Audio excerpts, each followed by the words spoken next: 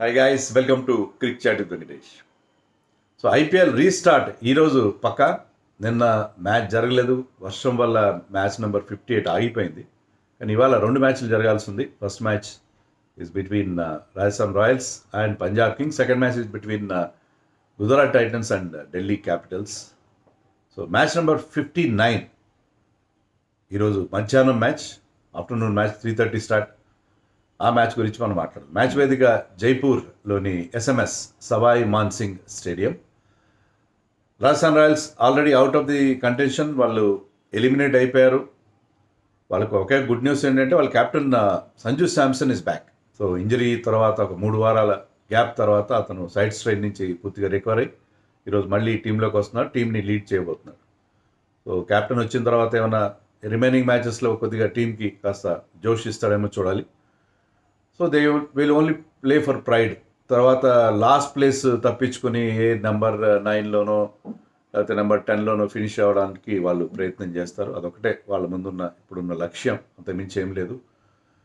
వెరాజ్ పంజాబ్ కింగ్స్ ఈ మ్యాచ్ చాలా చాలా ఇంపార్టెంట్. ఒక్క విజయం సరిపోదు వాళ్ళకి యాక్చువల్గా. They are in very good position actually. 15 points ఉన్నాయి వాళ్ళకి. 17 పాయింట్స్తో కూడా వెళ్ళొచ్చు, కానీ థియరాటికల్లీ ఒక ఛాన్స్ ఉంటుంది. ఢిల్లీ క్యాపిటల్స్ మీద గెలిస్తే, ఢిల్లీ క్యాపిటల్స్ కూడా 17 పాయింట్స్ వచ్చే అవకాశం ఉంటుంది. కాబట్టి ఢిల్లీ క్యాపిటల్స్ మీద గెలిస్తే సరిపోతుంది వాళ్ళకి. ఒక మ్యాచ్ గెలిస్తే సరిపోతుంది. బట్ 2 మ్యాచెస్ గెలిస్తే పక్కాగా వాళ్ళు ప్లేస్ గ్యారంటీ అయిపోతుంది. ఆ 2 విన్స్తో, రిమైనింగ్ 3 మ్యాచెస్లో 2 విన్స్తో వాళ్ళు ఈవెన్ టాప్ 2 ఫినిష్ కూడా, అంటే పాయింట్స్ టేబుల్లో ఫస్ట్ కానీ సెకండ్ కానీ వచ్చే అవకాశం కూడా ఉంటుంది. అందుకని ఈ మ్యాచ్ చాలా చాలా ఇంపార్టెంట్ వాళ్ళకి. బ్రేక్ తర్వాత మళ్ళీ రావడం చాలా ఇంపార్టెంట్. సో వాళ్ళకి ఈ match very very important for the team. వాళ్ళకి ప్రాబ్లం ఏంటంటే ఇంపార్టెంట్ ప్లేయర్స్ రిటర్న్ కాలేదు. 3 ప్లేయర్స్ రాలేదు వెనక్కి. స్టాయినస్ రాలేదు, ఆరన్ హార్డీ రాలేదు, జాష్ ఇంగ్లీష్ రాలేదు. సో నెక్స్ట్ మ్యాచ్ బహుశా వాళ్ళు అవైలబుల్ కావచ్చు. ఈ మ్యాచ్కి అయితే వాళ్ళు అవైలబుల్ లేరు. సో దాంట్లో ఏంటంటే ఆల్రెడీ వాళ్ళకి మిడిల్ ఆర్డర్లో ప్రాబ్లం ఉంది. ఈవెన్ మ్యాక్స్వెల్ కూడా ఇంజర్డ్ అయ్యి అతను ఇంతకుముందే వెళ్ళిపోయాడు. సో వాళ్ళకి ఆ మిడిల్ ఆర్డర్లో ఉన్న ఆ ప్రాబ్లమ్ని ఇప్పుడు ఇంకా ఎక్కువ అవకాశం. But their top order is doing exceedingly well. Particularly వాళ్ళ ఓపెనర్స్ ప్రభ్ సిమ్రన్ అండ్ ప్రియాన్ చారియా, వాళ్ళు one of the most successful opening pairs of this IPL. బహుశా గిల్ అండ్ సాయి సుదర్శన్ తర్వాత వీళ్ళే ఎక్కువ రన్స్ చేశారు. చాలా కన్సిస్టెంట్గా ఆడుతున్నారు. ఈవెన్ ఈ ఇండియా పాకిస్తాన్ టెన్షన్స్ వల్ల ఆగిపోయిన మ్యాచ్ ధర్మశాల, ఆ మ్యాచ్లో కూడా వాళ్ళిద్దరు కూడా ఒక బ్రహ్మాండమైన పార్ట్నర్షిప్తో వాళ్ళు ఒక మంచి స్టార్ట్ అందించారు వాళ్ళ టీంకి, ఒక సెంచరీ పార్ట్నర్షిప్తో. సో ఆ మ్యాచ్ మళ్ళీ రీస్టార్ట్ అవుతుంది, అది పంజాబ్కి ఒక అడ్వాంటేజ్ కూడా. సో వాళ్ళిద్దరు ఓపెనింగ్ పార్ట్నర్షిప్ ప్లస్ వాళ్ళ కెప్టెన్ శ్రేయస్ అయ్యర్ కూడా చాలా బాగా ఆడుతున్నాడు. వాళ్ళ ఇండియన్ ప్లేయర్స్ లైక్ వడ్డేరా కానీ శశాంక్ సింగ్ కూడా they are also contributing the middle order. కానీ ఆ ఫారిన్ ప్లేయర్స్, వాళ్ళ కోచ్ ఏం చేశాడంటే రికీ పాంటింగ్ అందరూ ఆస్ట్రేలియన్ ప్లేయర్స్తో నింపాడు. వాళ్ళు ఎవరు కూడా పర్ఫామ్ చేయని పరిస్థితి మనం చూసాం. బట్ వాళ్ళు మరొక ఆస్ట్రేలియన్ ప్లేయర్ని తెచ్చుకున్నారు, మిచెల్ ఓవెన్ అని చెప్పి. 23 year old యంగ్స్టర్, ఇంకా ఇంటర్నేషనల్ క్రికెట్ ఆడలేదు, కానీ బీబీఎల్లో చాలా పెద్ద సెన్సేషన్. అతను బాగానే ఆడుతున్నట్టుగా ఉన్నాడు. అతని T20 ఫిగర్స్ చాలా బాగున్నాయి. అతని స్ట్రైక్ రేట్ 183 ఉంది. సో ఇది బిగ్ హిటర్, 6 hitter. సో అతన్ని ఆడించే అవకాశం స్పష్టంగా కనిపిస్తుంది. అతను ఒక రీప్లేస్మెంట్గా తెచ్చుకున్నారు. So Mitchell Owen is likely to make his debut in IPL and as well as for Punjab Kings. బౌలింగ్లో కూడా వాళ్ళకి బార్ట్లెట్ ఉన్నాడు. బార్ట్లెట్ని ఆడిస్తారా, లేకపోతే వాళ్ళు కైల్ జేమిసన్ కూడా వాళ్ళు ఒక రీప్లేస్మెంట్గా తెచ్చుకున్నారు. కైల్ జేమిసన్ కానీ జేవియర్ బార్ట్లెట్, ఇద్దరిలో ఒకరిని వాళ్ళు ఆడించుకునే అవకాశం మనకి కనిపిస్తుంది. సో ఇండియన్ కోర్ స్ట్రాంగ్గా ఉంది కాబట్టి వాళ్ళు పెద్దగా వరి అవ్వాల్సిన అవసరం లేదు. బౌలింగ్లో కూడా హర్షదీప్, చహల్ లాంటి వాళ్ళు ఉన్నారు కాబట్టి వాళ్ళకి పెద్దగా వరి ఉంది. Mark Jansen is also back. So mark Jansen కూడా బౌలింగ్లో ఉంటాడు కాబట్టి వాళ్ళ టీం డెఫినెట్లీ ఫేవరెట్గా బరిలోకి దిగే అవకాశం మనకి కనిపిస్తుంది. సో అవే మార్పులు ఉంటాయి. వాళ్ళు మార్పులు ముఖ్యంగా Mitchell Owen playing in the middle order at number 4 maybe అతనికి అవకాశం ఇస్తారు. నెహాల్ వడేరా అండ్ శశాంక్ సింగ్. మరి సెకండ్ స్పిన్నర్గా హర్ప్రీత్ బ్రార్ ఆడిస్తారా, లేకపోతే బ్యాటింగ్ స్ట్రెంథన్ చేయడానికి సూర్యాంష్ షడ్గే ఆడిస్తారా అనేది we have to wait and see. బౌలింగ్లో of course Bartlett / Kyle Jamieson, అలాగే మీకు అజ్మతుల్లా అమర్జాయ్ కూడా ఆడతాడు ఆల్రౌండర్గా. మార్క్ యాన్సన్, హర్షదీప్ సింగ్ వాళ్ళ ఫాస్ట్ బౌలింగ్ డిపార్ట్మెంట్లో ఉండే అవకాశం.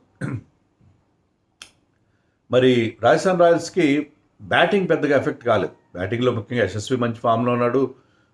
రికీ అంటున్నా రియాన్ పరాగ్ లాస్ట్ మ్యాచ్ వీళ్ళు ఆడిన లాస్ట్ మ్యాచ్లో 95 చేశాడు. చాలా ఎక్సలెంట్ ఇన్నింగ్స్ అది, చాలా కౌంటర్ అటాకింగ్ ఇన్నింగ్స్ అది. అతను కూడా ఫామ్లోకి వచ్చాడు. వైభవ్ సూర్యవంశీ ఫస్ట్ సెంచరీ తర్వాత మ్యాచ్లో అతను అదే స్థాయిలో పర్ఫామ్ చేయలేదు, మళ్ళీ పెద్ద షాట్ కొట్టి అవుట్ అయిపోయాడు. But we know his talent. తర్వాత కెప్టెన్ సంజు శాంసన్, ధ్రువ్ జురెల్, హెట్మైర్ వీళ్ళందరూ ఉన్నారు కాబట్టి, శుభమ్ దుబే బ్యాటింగ్ వాళ్ళది ఫుల్ స్ట్రెంగ్త్తో ఉన్నది. ముఖ్యంగా సంజు రావడంతో ఏంటంటే వాళ్ళ బ్యాటింగ్కి ఒక ఫ్రెష్ స్ట్రెంగ్త్ వస్తుంది.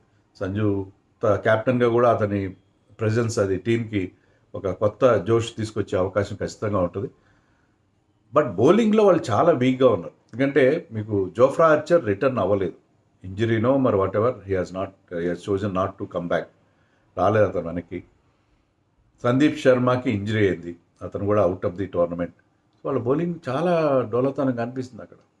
స్పిన్నర్స్, శ్రీలంకన్ స్పిన్నర్స్ ఉన్నారు, హస్రంగా అండ్ తీక్షణ, వాళ్ళ మీద వాళ్ళు డిపెండ్ అవుతారు. ఫాస్ట్ బౌలింగ్లో నాన్రే బాగర్ గతంలో ఆర్ఆర్కి ఆడిన ప్లేయర్ని అతను రిప్లేస్మెంట్ తెచ్చుకున్నారు. అతను మంచి పేస్ ఉంది, బట్ ఏంటంటే some times is not very accurate, ఈ గోస్ ఫర్ రన్స్. మంచి పేస్, చాలా ఎక్స్ట్రా పేస్ ఉన్న బౌలర్, కన్సిస్టెంట్గా 140 అబోవ్ బౌలింగ్ వేస్తాడు. పేస్ ఉంది కానీ మరి యాక్యురసీ కొంచెం అందులోనూ వచ్చి రావడంతో అతను ఎలా బౌలింగ్ వేస్తాడు అనేది సందేహం. సో బౌలింగ్లో వాళ్ళకి తుషార్ దేశ్పాండే, ఆకాష్ మడ్వాల్ వీళ్ళ మీద వాళ్ళు డిపెండ్ అవ్వాల్సిన పరిస్థితి మనకు కనిపిస్తుంది. స్పిన్లో కూడా వాళ్ళకి పెద్దగా ఆప్షన్స్ లేని, except Chahal, course sir Chahal అంటారు, ఈ 2 ఫారిన్ బౌలర్స్ మీద డిపెండ్ కావాలి. సో వాళ్ళ టీంలో డెఫినెట్గా there is problem with the bowling. So ఆ ప్రాబ్లం, బౌలింగ్ ప్రాబ్లం సివియర్గా ఉండే అవకాశం మనకి కనిపిస్తుంది. Jaipur is a very good venue. అంటే అక్కడ పిచ్ కొంతవరకు బ్యాటింగ్కి అనుకూలిస్తుంది, మీరు బాగా బట్ బౌలర్స్ కూడా it will have something for the bowlers also. So Jaipur very good venue, బ్యాట్కి బాల్కి మధ్య ఈవెన్ కాంటెస్ట్ ఉండే వెన్యూ అది. 200 కూడా వస్తుంది ఇక్కడ, 200 కూడా వస్తుంది. But it's not a high scoring వెన్యూగా లేకపోతే బ్యాటింగ్ ప్యారడైజ్గా మనం చెప్పే అవకాశం లేదు. గ్రౌండ్ డైమెన్షన్స్ కూడా పెద్ద గ్రౌండ్ ఇది. So Jaipur is ideal ground నన్ను అడిగితే. ఐడియల్, మరీ అటు పూర్తిగా బౌలింగ్కి అనుకూలించేది కాదు, పూర్తిగా బ్యాటింగ్ అనుకూలించేది కాదు. So we can expect even contest. But ఇక్కడ ప్రాబ్లం ఏంటంటే వేడి చాలా ఉంటుంది. ఆఫ్టర్నూన్ మ్యాచ్ 40 degrees టెంపరేచర్ ఉంటుంది. సో ఫస్ట్ ఫీల్డింగ్ చేసే టీంకి, ఎందుకంటే 3:30కి స్టార్ట్ అంటే సెకండ్ ఫీల్డింగ్ వాళ్ళకి అప్పటికి 5 అవుతుంది కాబట్టి కాస్త చల్లబడుతుంది. సెకండ్ ఫీల్డింగ్ వాళ్ళు కొంచెం కంఫర్టబుల్గా ఉంటారు. ఫస్ట్ ఫీల్డింగ్ చేసే టీం చాలా ఇబ్బంది. మామూలుగా జనరల్గా మనం చూస్తాం కదా, టాస్ గెలిచిన వాళ్ళు బౌలింగ్ తీసుకోవడం. కానీ డే మ్యాచ్ల్లో ముఖ్యంగా ఇలాంటి హీట్ కండిషన్స్లో టాస్ గెలిచిన కెప్టెన్ ముందుగా బ్యాటింగ్ తీసుకుంటారు. కండిషన్స్ కూడా పెద్దగా మారవు కదా, డ్యూ ఫ్యాక్టర్ లాంటివి ఉండదు కాబట్టి ఫస్ట్ బ్యాటింగ్ చేసి పెద్ద స్కోర్ బోర్డ్ మీద పెట్టడం అనేది could be the ideal situation. Me bowlers కూడా కాస్త మీరు బెటర్గా బౌలింగ్ చేయడానికి వీలు ఉంటుంది ఇన్ బెటర్ కండిషన్స్ ఆఫ్టర్ 5. కాబట్టి అది పరిస్థితి. Punjab will definitely start as favourites ఈ మ్యాచ్లో. ఖచ్చితంగా వాళ్ళు ఫేవరెట్స్గా బరిలో దిగుతారు. ముఖ్యంగా వాళ్ళ బౌలింగ్ చాలా వీక్గా ఉంది కాబట్టి, రాజస్థాన్ బౌలింగ్ వీక్గా ఉంది కాబట్టి పంజాబ్ టాస్ గెలిచే ముందు బ్యాటింగ్ చేసి పెద్ద స్కోర్ బోర్డు మీద పెడితే అది మ్యాచ్ గెలవడం ఈజీ అయిపోతుంది. సో ఈ 2 points వాళ్ళకి చాలా ముఖ్యం.